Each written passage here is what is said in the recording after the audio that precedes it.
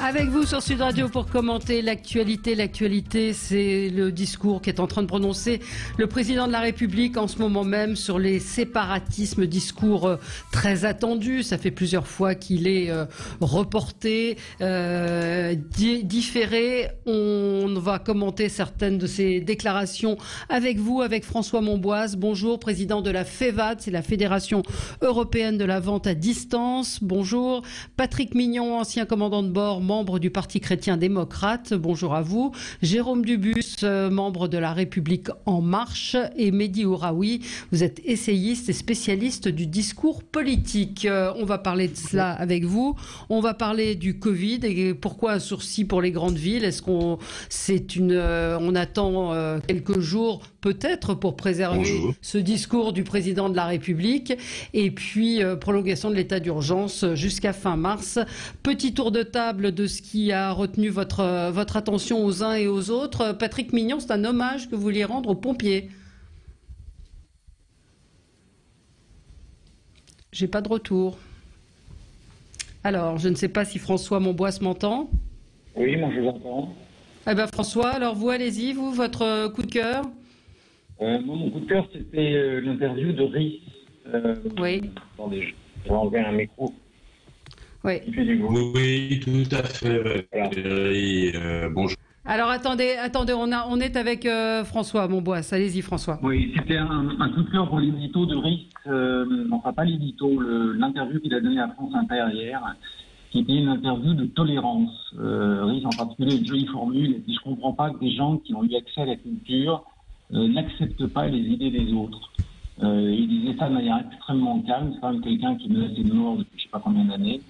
Et il succédait à France Inter, exactement dans le même studio, un sociologue la veille qui lui a dit qu'il fallait pas débattre avec les gens avec qui on n'était pas d'accord, qui est dans une logique de fermeture. Je trouve que ça faisait du bien d'entendre Rhys hier matin calmement expliquer qu'il fallait s'écouter, dialoguer, discuter paisiblement. Il a donné également une interview à Libération hier avec une question qu'a relevée Claude Posternac sur Twitter. Il dit la question bien dégueulasse de Libé à Rhys. Avant, vous dessiniez contre les pouvoirs, le patriarcat, les cathos, les flics. Aujourd'hui, on a l'impression que vous en prenez aux plus faibles sans distinction. Effectivement, cette question est pour le moins étrange, mais vous avez raison d'évoquer en tout cas cette interview qu'on peut voir sur les réseaux sociaux. Sur le dernier point, c'est faux. Bien sûr. Charlie Hebdo régulièrement publie les statistiques de dessin depuis 3 ans et vraiment il tire toutes les minutes. Avec une oui, absolument. Non, mais c'est pour ça. Donc, Claude Posternac évoque une question bien dégueulasse. Patrick Mignon, votre coup de cœur. Bah, on l'a encore perdu. Alors, on ne l'a pas encore. Mehdi Ouraoui, c'est un coup de gueule.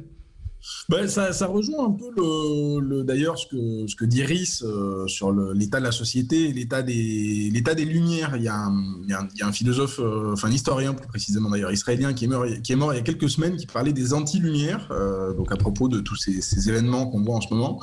Et je crois qu'on est dans une époque d'anti-lumière. Il y a des chiffres qui devraient nous faire sauter au plafond. Et moi, il y a un chiffre qui m'a terrifié hier, c'était le chiffre de la baisse du niveau en maths en CM2 pour nos gamins,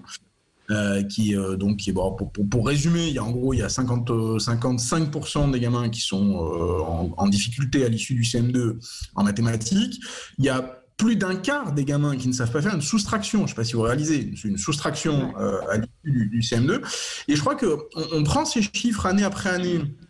Alors là, c'est des chiffres qui viennent du ministère de l'Éducation nationale. Donc, on ne peut pas dire que c'est un complot de PISA, parce que d'habitude, vous savez, c'est des enquêtes PISA, qui sont des enquêtes européennes. Alors, on dit, mais nous, les Français, on fait différemment, etc. Machin. Mais là, ce sont des chiffres bien français, qui sont bien made in France, bien de chez nous.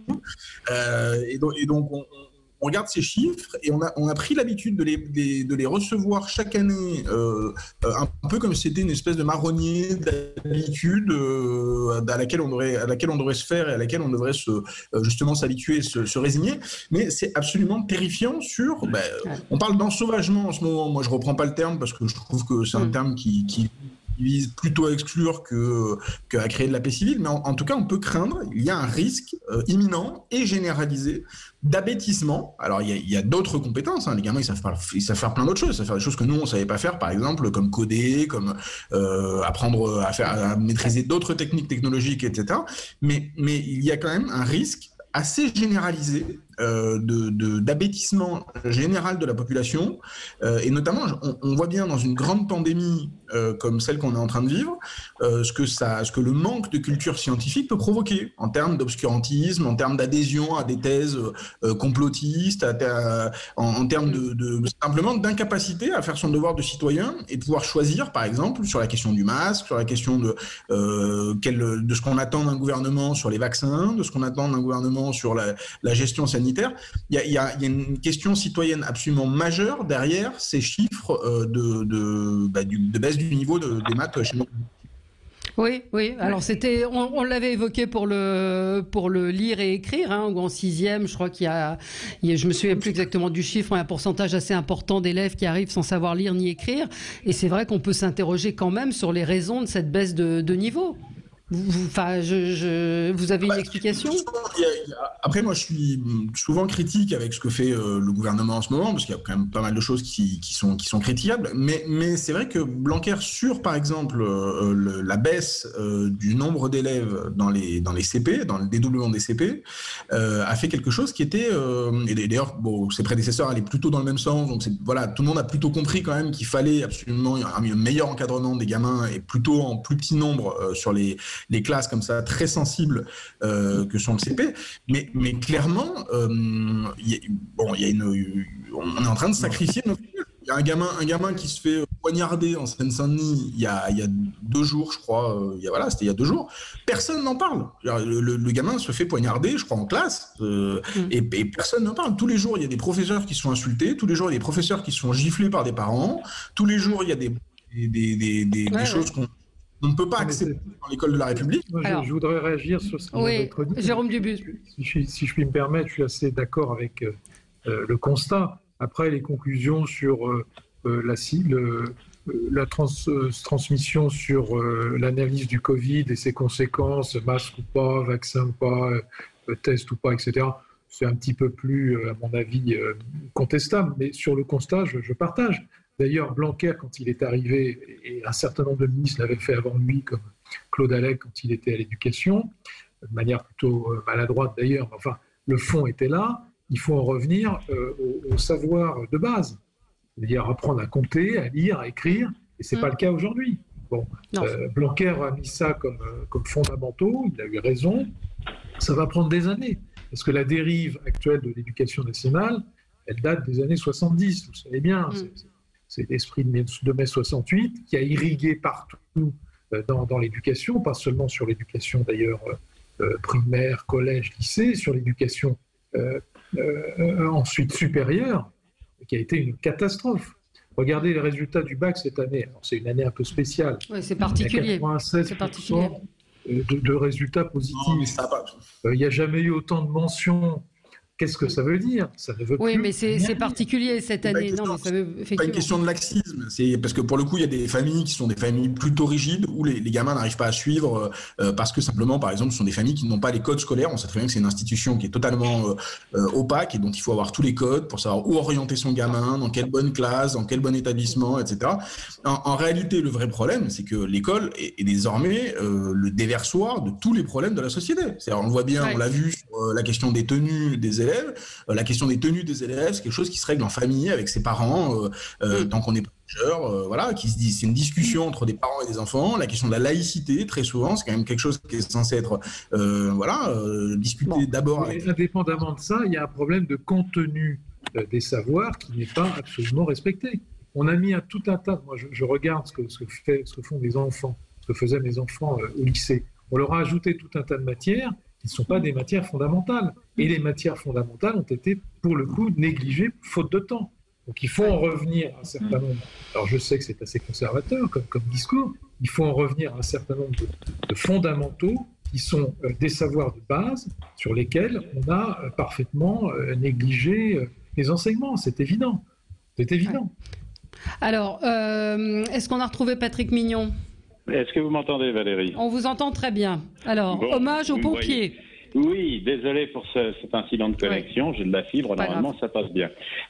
Oui, hommage aux pompiers parce que, comme vous le savez, il y a une tempête prénommée Alex qui a touché l'ouest de la France.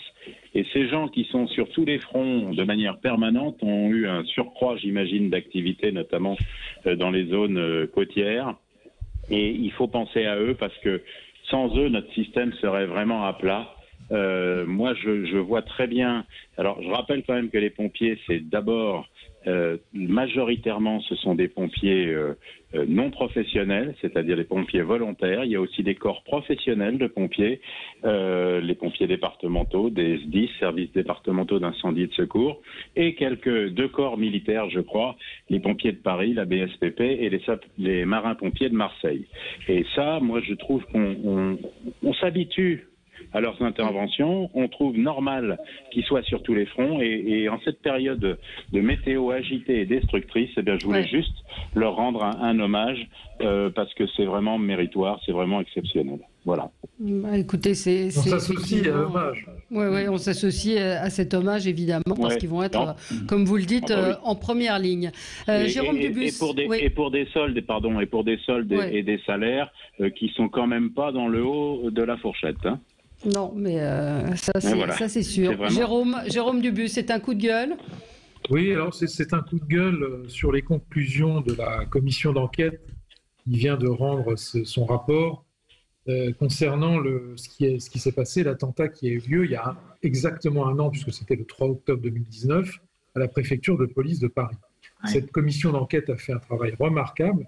Donc je n'attaque pas du tout, ce n'est pas un coup de gueule contre la commission d'enquête, c'est un coup de gueule contre ce rapport qui est absolument, je conseille à tout le monde, si vous avez l'occasion de le lire, lisez-le, ça déflore un peu notre sujet sur le séparatisme, le discours de Macron aujourd'hui. Lisez ce rapport, c'est absolument édifiant. Édifiant. Il y a le Parisien qui publie une sorte de résumé ce matin, absolument glaçant de tous ces signaux faibles qui étaient là et que personne n'a vraiment voulu relever. Alors il y a eu des failles individuelles sur la hiérarchie qui n'a pas fonctionné. Et puis, il y a eu des failles collectives sur le fonctionnement de la préfecture de police. En tout cas, c'est ce que dit la commission d'enquête qui était présidée par Éric Ciotti, mais qui rassemblait les députés de toute tendance politique et qui a été adoptée d'ailleurs à l'unanimité. Donc, il va faire date ce rapport. Et on voit bien que la chaîne de responsabilité qui n'a pas été respectée. On voit bien que la neutralité du service public, qui à plusieurs reprises par ce monsieur Michael Harpon a été contesté le jour de l'attentat contre Charlie Hebdo. Il a dit qu'il se félicitait de ces attentats. C'est quand même hallucinant. Tout ça, je cite un exemple, mais il y en avait plusieurs comme ça, et tout ça est resté sans sanction. C'était quand même quelqu'un qui était habilité secret défense. Donc il avait accès à un certain nombre de renseignements, il avait accès à des fichiers totalement secrets, sûrement de gens qui renseignaient la préfecture de police, et tout ceci était en sa possession. Il est quand même hallucinant que cette affaire ait duré pendant plusieurs années sans qu'il n'y ait eu de sanctions à l'égard de cet individu. Ça a mal fini, bien évidemment, puisque ça a fini par l'attentat contre 4 collègues de la préfecture de police qui ont perdu la vie, plus lui-même, 5 personnes. Donc, on est en plein dans la neutralité du service public et j'espère que le projet de loi sur le séparatisme va prendre ça en compte et va prendre les conclusions et les propositions de cette commission d'enquête en compte parce que ce qui s'est passé là est totalement hallucinant. Alors la question est lancée sur notre sujet. Le président de la République vient d'annoncer, donc il est au bureau, je vous le rappelle, pour donner les grandes lignes de son projet de loi sur les séparatismes. Ce matin, je vois une élue vert qui dit quelle honte de parler uniquement de l'islam politique en particulier. On va y revenir. La question, c'est un projet de loi sur la laïcité sera proposé pour renforcer la laïcité. Est-ce qu'on a besoin d'un nouveau projet de loi quand la loi elle-même n'est pas appliquée? qui veut répondre à cette question. La loi de 1905, elle a été remaniée 17 fois. On peut parfaitement la remanier une 18e fois. Le problème, c'est que... Oui, mais si on commençait par appliquer déjà, François Monboisse, la loi, ou faire respecter ce qui peut être la laïcité, quand on voit effectivement les différentes entorses qu'il peut y avoir ici ou là, pourquoi il faut d'abord, effectivement, appliquer... Alors, Jérôme, je voudrais faire tourner la parole un petit peu, François Monboisse. Mais c'est pas facile parce que je crois que tout le monde sait que cette loi est faite contre le... Vous m'entendez, hein? Je crois que tout le monde sait que cette loi est faite contre l'islam politique ou l'islamisme intégré, je sais pas comment il faut l'appeler, mais on peut pas avoir un intitulé de loi qui soit comme ça. Donc c'est pour ça que le gouvernement a choisi ce terme de séparatisme, même si on connaît bien le but. Mais ce que vient de dire Jérôme Dubus sur j'ai lu moi aussi les extraits dans le Parisien, montre que c'est pas simple, parce que là, il n'y avait pas franchement de séparatisme avec Michael Harcon. C'est-à-dire qu'il allait au travail tous les matins, mais il y a eu des tas de signaux qui auraient dû faire qu'effectivement, qu'on s'inquiète, parce que comme ça a été très bien dit, en fait, ça a fini l'affaire Harcon, parce que lui-même est passé à l'acte. Mais sinon, on se demande combien de temps ça aurait duré. Alors, est-ce que c'est du séparatisme, Michael Harcon? Je pense pas. Mais c'est ça qu'on veut combattre, et c'est extrêmement dangereux. Donc, je pense si c'est du séparatisme, c'est pas idéal. Ouais, si c'est du séparatisme, on va revenir sur le terme. On va marquer une petite pause. 0826 300 300. On revient dans un instant avec vous et vos témoignages si vous souhaitez parler à l'antenne de Sud Radio. À tout de suite. Avec vous sur Sud Radio pour le 11h midi, les débats avec vous en direct. Le président de la République, qui est en ce moment au Mureaux et qui prononce son discours sur les séparatismes. Il annonce qu'un projet de loi sera présenté le 9 décembre, 115 ans après l'adoption définitive de la loi de 1905. Il veut marquer là un symbole, évidemment par un symbole assez clair dans la date. Donc les séparatismes, il a également déclaré que qu'il fallait s'attaquer à l'islam radical, ne pas tomber dans le piège de l'amalgame. Mehdi Ouraoui. Bon, moi je crois que, comme souvent malheureusement avec Emmanuel Macron, on aura le droit à un discours qui sera probablement peu suivi des faits. Pour le coup, c'est pas une critique, c'est juste un constat. On l'a vu sur le Liban, on a vu un peu d'espoir. On a vu, j'aimerais malheureusement, j'ai atteint un âge désormais où je suis réaliste et que je ne crois pas toujours aux promesses du Père Noël. Laissez-le terminer. Je ne crois pas toujours aux promesses du Père Noël, malheureusement. Mais je crois surtout qu'en réalité, la prise de conscience n'est pas faite et surtout qu'il n'y a pas de prise de conscience de ce qu'est le réel du pays. Et c'est toujours le problème un peu avec Emmanuel Macron, qui a eu une vie assez dorée, qui a une vie assez déconnectée de notre réalité, de Français, c'est qu'il a eu une trajectoire qui l'a peut-être éloigné des réalités des Français. Et aujourd'hui, il y a une réalité dans notre pays, ça s'appelle la tenaille identitaire. C'est-à-dire qu'il y a un islam politique, un islam militant, qui est une religion dévoyée, militante, qui vise à enrégimenter une partie de la jeunesse, qui vise aussi tout simplement à diriger nos vies, et il faut dire les choses comme ça, à changer notre mode de vie collectif, à diriger politiquement le pays, ce qui n'est jamais bon pour une religion. Et puis il y a aussi une extrême droite extrêmement virulente qui se repasse le ballon en permanence avec cet islam politique. Et donc aujourd'hui, il y a deux ennemis extrêmement dangereux pour la République qui sont des alliés objectifs, c'est cet islam politique et l'extrême droite qui prospère d'ailleurs main dans la main maintenant depuis plusieurs années. Et donc je crois que vis-à-vis des deux, il faut maintenant que la République se défende et se défende de façon extrêmement brutale. Et donc moi je pense que l'extrême droite que vous citez n'est pas en séparatisme de la société, c'est-à-dire que il n'y a pas eu. Moi je vais être très cash avec vous. Avec vous, Valérie. C'est-à-dire que je ne veux pas qu'un imam dise à ma fille comment elle doit s'habiller. Je ne veux pas qu'un imam dise à mes enfants ce qu'ils ont le droit ou non de manger. Mais je n'ai pas non plus envie, et je le dis de façon très cash, que Éric Zemmour, hier matin, quand on se lève, quand on prend notre petit déjeuner, soit en train de vomir le fait que mes enfants, qui sont issus de l'immigration, seraient tous des violeurs, des assassins et des tueurs. Non. Et donc, il parlait, pour remettre les choses un peu à leur place, il parlait des migrants, je ne cautionne pas les propos, il parlait des migrants mineurs isolés. il n'a pas dit tous les... Heureusement, non, mais j'aime pas Eric... Les mineurs ne sont pas isolés. Mais enfin, nous sommes des migrants de pas si lointaines souches, mais on sait bien ce que ça veut dire. C'est-à-dire que moi, je veux que ces gens-là soient sanctionnés. C'est-à-dire, je pense que la République doit être brutale avec eux. Mais on est d'accord, mais là vous êtes en train de déplacer le problème. Il y a un problème avec l'islam politique, il y a un vrai problème avec l'islam politique. Il y a certainement un problème avec les propos extrêmes d'extrême droite, mais on ne parle pas de la même chose. On parle de gens qui font sécession avec la République. C'est pas la même chose. Pourquoi vous ne parlez pas du fond de ce dont parle le... Mais parce que moi je pense, Eric, qu'il faut être à un moment donné très direct et très franc avec nos concitoyens. C'est beaucoup plus grave que ça, si vous voulez. Enfin, les attentats, quand on parle d'attentats, quand on parle de gens qui font sécession, qui disent qu'ils ne se reconnaissent pas dans la République, c'est pas le cas de l'extrême droite, même s'ils ont des positions extrêmes, c'est pas leur position. Alors, attendez, je vais donner la parole. Attendez, on va faire tourner la parole. Jérôme, oui, c'est beaucoup plus grave que ça, parce que ce qu'on vient d'entendre là, cette espèce de parallélisme entre une extrême droite qui serait en sécession de la République.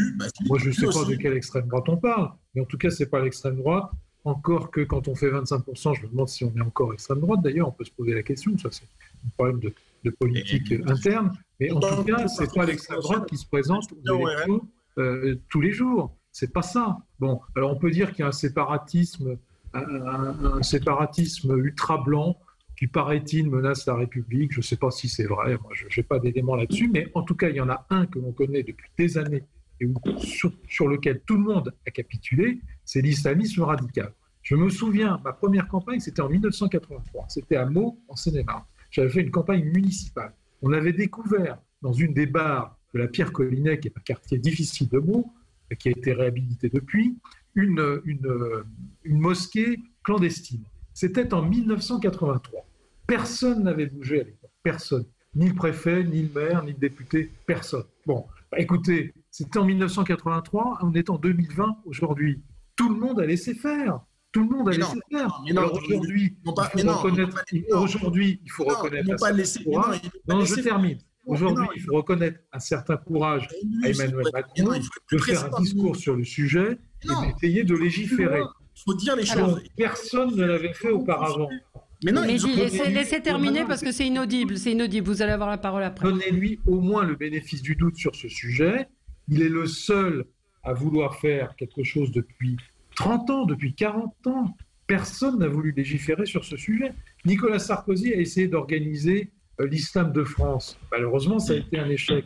C'est quand même aujourd'hui la seule religion, sans faire aucun amalgame, c'est quand même aujourd'hui la seule religion qui n'est pas organisée en France. Alors, toutes les autres sont des accords avec l'État. Mais ce n'est pas le rôle de la République. Moi, je suis désolé. C'est le rôle de la République. Non, je suis désolé. Le rôle de la République, c'est de s'occuper du fait que nos enfants aient des meilleurs résultats en mathématiques. Ça, c'est le rôle de la République. Moi, je ne veux pas que mes impôts servent à organiser des cultes.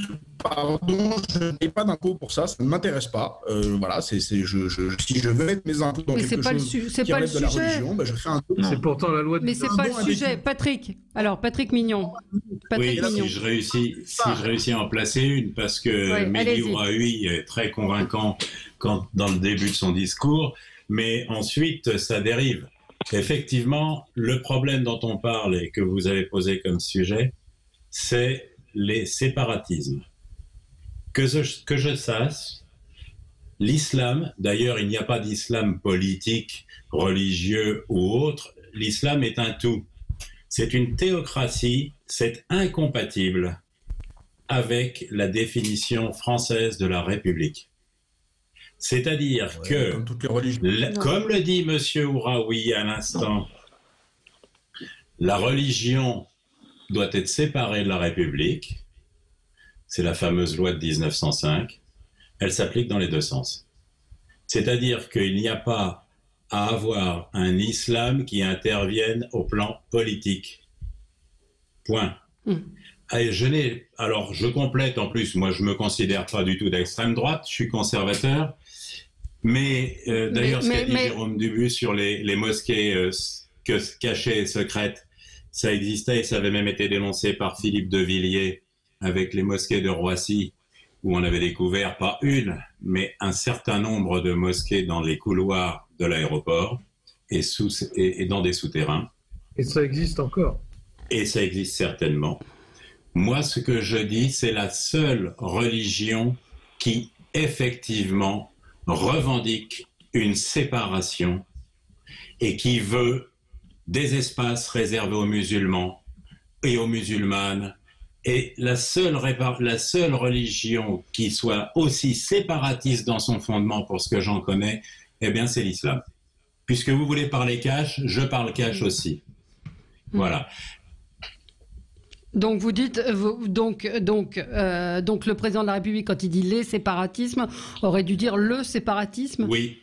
Oui, absolument. On met toujours, et je comprends, il y a comme évidemment que tous les musulmans ne sont pas dans cette mouvance terroriste, islamiste, etc. Bien évidemment, et heureusement encore, sinon la terre serait à feu à sang, un peu plus qu'elle ne l'est actuellement. Mais on met des comment ça s'appelle, des précautions verbales ou gestuelles dans tout ce qu'on dit pour ne pas heurter, ne pas choquer. Alors je veux bien, mais ça fausse et ça affaiblit le discours. Il y a un seul séparatisme aujourd'hui, à ma connaissance, en France, c'est l'islam par rapport au reste. Aucune autre religion, que ce soit le bouddhisme, le judaïsme, le catholicisme, la chrétienté, personne ne revendique une séparation. Je rappelle même que les Juifs, à l'époque sous Napoléon, ont signé la charte dont certainement s'inspire Macron aujourd'hui pour essayer de la proposer à l'islam. Bien sûr, mais la religion musulmane est la seule qui ne soit pas organisée en France. Tout le monde le sait. Et on n'arrive pas à le faire. On n'arrive pas à le faire. Sarkozy a essayé, il a échoué. Mais qu'est-ce que c'est que ce truc de vouloir organiser la religion musulmane? Enfin, pardon, mais c'est... Ah non, c'est pas de ça dont on parle. Mais je suis désolé. Pas de c'est ce que raconte Jérôme Dubus. C'est pas ce que raconte, c'est la vérité. Mais c'est pas la question, François Monboise, qu'on n'a pas entendu. Ben oui, on m'avait pas entendu parce que c'est pas un sujet facile. Oui. Non, c'est pas un sujet facile. Ouais. C'est pas un sujet facile. Ce qui a été dit sur la particularité de l'islam, moi je suis d'accord. C'est-à-dire que l'islam n'a jamais dit que ce qui est à César est à César et à Dieu ce qui est à Dieu. C'est pas le cas dans les pays musulmans, sont des pays où l'islam est intégré dans la politique. Donc c'est très difficile. Je pense qu'on n'a pas de chance parce que l'islam aujourd'hui est complètement différent de l'islam il y a 50 ans. L'islam il y a 50 ans ça passait, mais l'islam salafiste depuis quelques dizaines d'années est un islam avec lequel la discussion est extrêmement difficile. Je ne sais pas si vous avez lu le livre de Louisi Mohamed qui dit « Quand j'étais frère musulman », qui raconte que son enfance au Maroc, c'était très bien. Il vient en France et quand il retourne au Maroc, l'imam a été envoyé par les Saoudiens et le discours a complètement changé. C'est un discours de guerre contre l'Occident. Et donc des imams comme ça en France, c'est vrai qu'il y en a sans doute. On a du mal parce que les services de renseignement ne parlent pas tous arabe, mais c'est des discours de haine, discours d'intolérance et c'est ça qu'il faut cesser. C'est ces discours-là. Mais l'islam traditionnel qu'il y avait avant, il n'y avait pas de souci. Et c'est un discours de haine qui est celui des frères musulmans. C'est ça le danger, en fait, je trouve. Alors, je voulais vous faire réagir sur un tweet. L'islamisme est un problème identitaire, pas religieux, et l'aborder par la laïcité est une erreur. C'est pas complètement faux. Je suis pas du tout d'accord là-dessus. Je suis pas du tout, je suis absolument pas d'accord là-dessus. Pourquoi est-ce que tous ces jeunes se sont tournés, certains de ces jeunes se sont tournés vers un islam radical? C'est bien un problème aussi identitaire, de reconnaissance, de se sentir rejeté sans je justifie pas. Ouais. Ça a remplacé le marxisme pour moi, l'islam. C'est une solution facile d'un monde meilleur, d'un système global qui permet de s'en sortir. Oui, Mehdi. Mehdi Oraoui. C'est aussi, on a le résultat aussi, qu'on le veuille ou non, de 3 années de délitement total de la société, d'une société qui est bancarisée, où c'est de plus en plus chacun pour soi, et vous connaissez la fin du dit, chacun pour soi et Dieu pour tous. Et donc, dans une société, moi je suis désolé, mais Jérôme Dubus parlait des mosquées de 83, et des mosquées clandestines. Mais prenons cet exemple. Les politiques, depuis 30 ans, n'ont pas seulement laissé faire, et c'est là que j'ai un profond désaccord avec Jérôme Dubus, c'est qu'ils ont profité de cela. Parce que combien d'élus de droite et de gauche ont passé un deal avec les salafistes dans les quartiers de leur ville pour gagner une élection départementale, parfois. Et donc, on ne peut pas faire semblant de ne pas voir comme ça que cette classe politique a failli dans la gestion de ces quartiers, dans la gestion du fait qu'elle n'empiète pas sur la vie publique. C'est pas seulement qu'ils ont laissé faire, c'est qu'ils en ont été les principaux bénéficiaires dans des deals clientélistes qui étaient des deals. Et donc aujourd'hui, je suis désolé, mais enfin, il ne suffira pas d'agiter le chiffon vert de l'islam pour faire oublier la ghettoisation, pour faire oublier ce que je disais tout à l'heure, c'est-à-dire par exemple le fait que nos écoles sont malheureusement dans un état lamentable avec un niveau scolaire qui baisse. Ça, c'est deux choses différentes. C'est autre chose, ça. C'est deux choses. Parce que ça fait des gamins complètement perdus. Ça fait des gamins complètement paumés. Oui, mais Mehdi Ouraoui a raison. La République est un tout. Patrick Mignon. Mais en disant ça, ça permet d'évacuer parce que du coup, on s'attaque pas aux problèmes particuliers.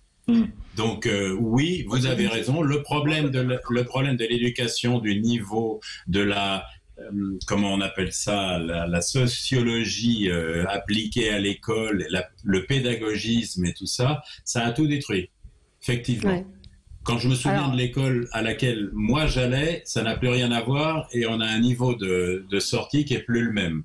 On a à peu près, malheureusement, 2 ou 3 d'entre nous, vous êtes beaucoup plus jeunes, vous Mehdi, mais nous on a connu cette école.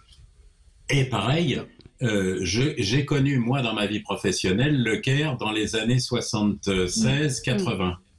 Je peux vous dire que le Caire n'avait rien à envier à Paris, notamment pour la partie centrale, en termes de magasins, d'habillement des femmes, de liberté, etc. Et l'Égypte est pas la pire. Je ne veux pas être pessimiste sur l'évolution de la société française, mais je ne suis pas sûr que la loi sur le séparatisme, d'ailleurs le séparatisme, moi je n'aime pas ce terme, parce que je trouve que c'est beaucoup plus fort ce qui se passe actuellement depuis une trentaine d'années, c'est beaucoup plus fort. Ce n'est pas du séparatisme, c'est une volonté de combattre et c'est une volonté de suprématie.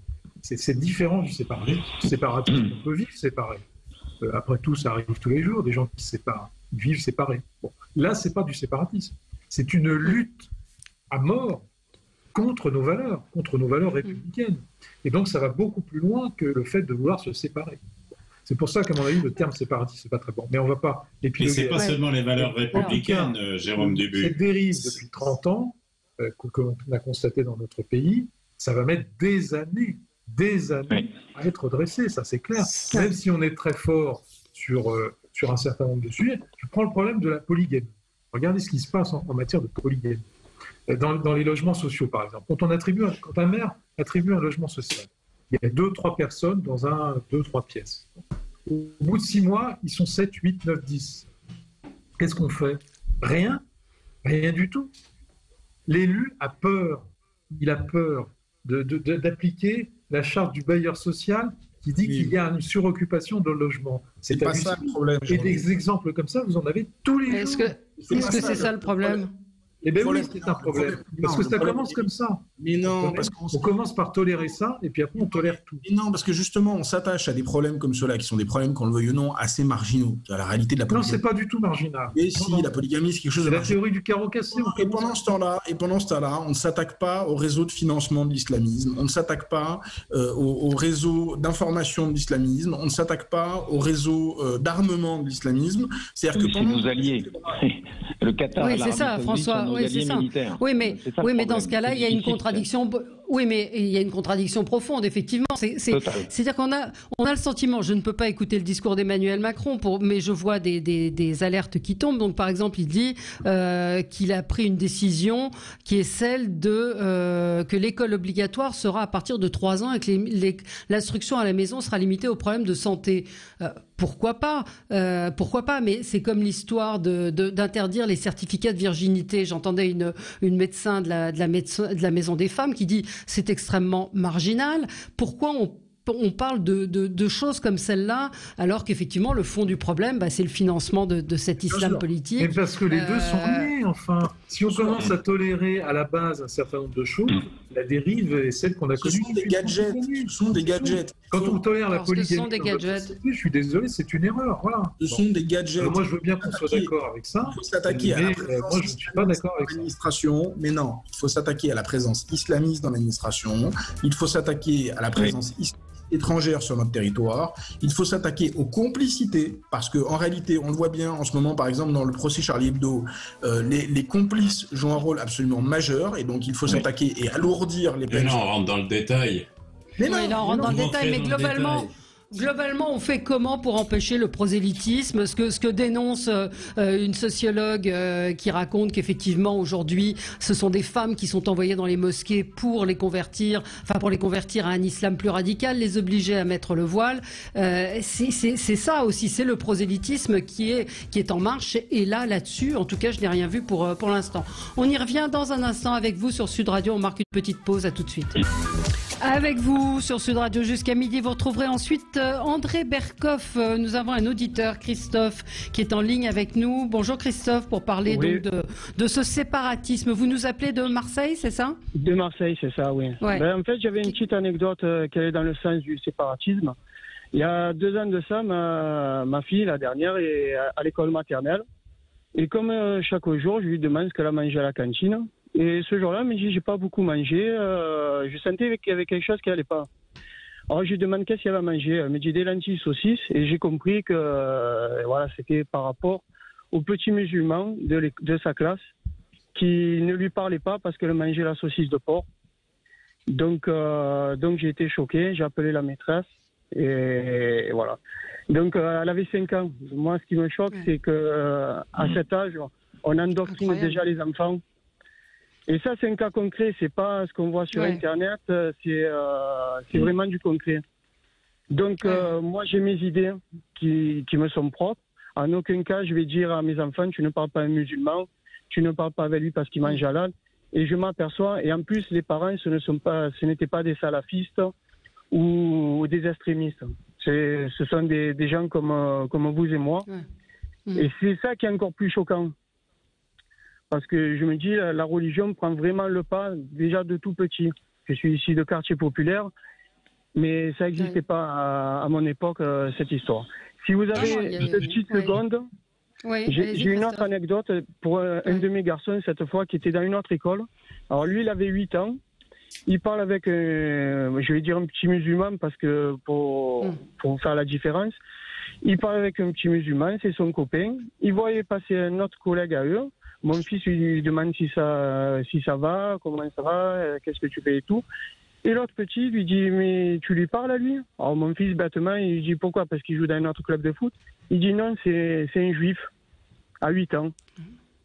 C'est le quotidien, ça. Ça n'arrive pas une fois tous les 10 ans, c'est au quotidien qu'on a des anecdotes comme ça. Alors, je ne sais pas ce que va faire M. Macron. Mais bon, le problème, il date pas d'hier. Non, il date pas d'hier. Et ce que vous décrivez, c'est que c'était extrêmement prégnant dans la société. On voit qu'effectivement, je crois que c'est à Rungis, il y a une majorité. Merci beaucoup, Christophe, de votre témoignage.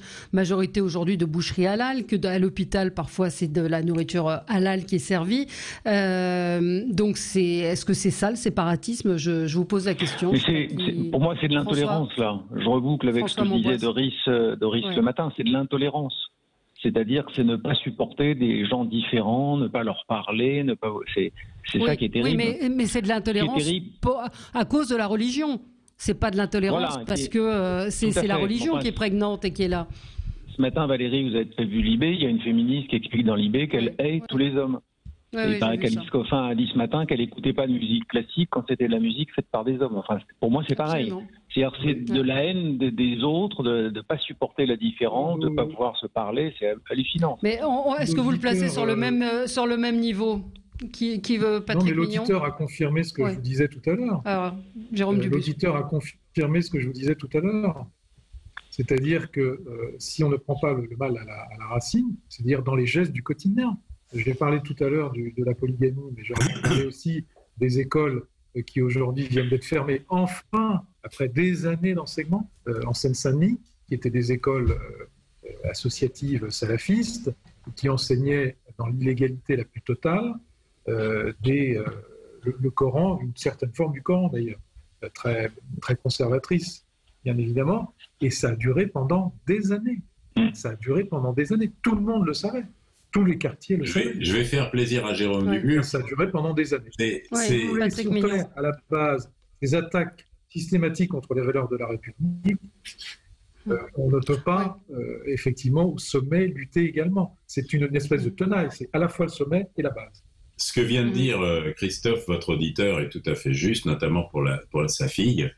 Ça montre bien, et c'est ce que je voulais faire plaisir à Jérôme Dubu, quoique c'est pas fréquent, c'est simplement que il a raison, c'est pas du séparatisme, c'est de la domination. C'est-à-dire qu'il y a prosélytisme d'un côté, guerre territoriale, tentative de domination et de prise totale de contrôle. C'est tout. C'est pas je sépare un petit bout pour être tranquille et que la République vienne plus me dire comment je dois faire dans ma mosquée ou dans les trucs comme ça. Ça n'a rien à voir. C'est de la suprématie. Voilà. Ouais. On va régenter la totalité de la société française, que ça s'appelle République. D'ailleurs, ça ne s'appellera plus République une fois que ce sera fait. La République est un système comme un autre. Hein. Il y a la théocratie, la République, la démocratie, la monarchie, tout ça, ce sont des systèmes qui sont essayés dans le monde. Nous, on en a un qui n'est pas forcément le meilleur, comme a dit un auteur, la démocratie est un mauvais système, mais c'est le meilleur qu'on ait. Eh bien, voilà. Et très clairement, oui, merci. Très clairement, la suprématie, le suprémacisme islamique est dangereux pour notre démocratie, pas seulement la République qui n'est qu'une forme de cette démocratie. Oui. Jean Messia, c'est juste un tweet de Jean Messia, qui est au Rassemblement national, qui dit Macron veut créer un islam des Lumières. Donc l'islam de France jusqu'à présent, dit-il, a été obscurité et obscurantisme. Cool, on avance. Et il veut surveiller le financement. Donc c'est ce qu'il a dit ce matin en créant une entité. Et Jean Messia dit mince, elle existe déjà, c'est Tracfin. Macron découvre l'eau chaude. Pardon, Mehdi Ouraoui, vous vouliez... Non, mais bon, en fait, à un moment donné, il faut aussi séparer deux choses. C'est-à-dire qu'on peut jouer à se faire peur, à utiliser des grands mots, voilà, bon. On peut aussi regarder un peu le réel. Le réel, c'est quoi? C'est que, effectivement, dans le quotidien, il y a des choses qui sont tout à fait inacceptables, ce que nous a raconté Christophe. Et évident et marqué du coin du bon sens. Moi, je l'ai vu beaucoup de fois, etc. Donc, et c'est pas très compliqué. Et ben, un gamin qui est de religion musulmane ou d'origine maghrébine, etc., qui dit je veux pas jouer avec un tel parce que c'est un juif. Alors parfois c'est d'autres mots, hein, c'est pas seulement un juif, c'est c'est des mots qui sont beaucoup plus graves. C'est pareil pour le racisme anti-noir, c'est pareil qui est très présent aussi chez beaucoup de gamins originaires du Maghreb. Bon, quand ces propos-là sont tenus, c'est exactement comme pour un gamin français qui dirait je veux pas jouer avec ce petit arabe, etc. Moi, ça m'arrive d'être victime de racisme anti-arabe, ça m'arrive de plus en plus souvent malheureusement dans cette époque bizarre. Et ben dans ces cas-là, il faut mettre un mot sur les choses. Ça s'appelle du racisme. Et on peut s'appeler Jean-Jacques comme on peut s'appeler Mohamed. Si on est raciste, point. C'est-à-dire que c'est pas la peine de faire des différences entre. Sauf que Mehdi, je pense que vous réagissez sur j'ai envie de dire le nez collé à la feuille. Si on prend un petit peu de recul, l'islam politique, le but de l'islam politique, c'est l'entrisme, c'est d'arriver dans la société, c'est d'arriver dans la politique par le biais de la société. Mais évidemment, et le but de l'islam politique, c'est effectivement de diriger le pays. Donc ça, c'est pas très compliqué. C'est comme mais ça c'est écrit dessus. C'est comme le port-salut, pardon. Mais enfin, c'est les mecs se cachent pas beaucoup. Le problème qu'on a, juste pour finir sur ce point, c'est que on peut se focaliser effectivement sur l'islam politique. On doit le combattre extrêmement brutalement. Moi, je l'ai dit, j'ai dit quelles étaient les solutions radicales auxquelles moi j'adhérais. En revanche, ce n'est pas fait, et je ne fais pas confiance à Emmanuel Macron pour le faire, parce qu'il n'a pas ni la détermination, ni la crédibilité pour le faire, mais deuxièmement, le problème que nous avons, et on est obligé à un moment donné de redescendre un peu en pression des uns et des autres, c'est quand même que personne, en réalité, dans ce pays, où les gens quand même passent leur journée désormais à se détester les uns les autres, personne, aucun politique, et ça c'est un constat qu'il faut quand même faire, n'est capable de nous emmener collectivement vers quelque chose de positif. Je suis désolé, mais enfin, ni Marine Le Pen, ni Emmanuel Macron, ni Jean-Luc Mélenchon, ni aucun des têtes d'affiche.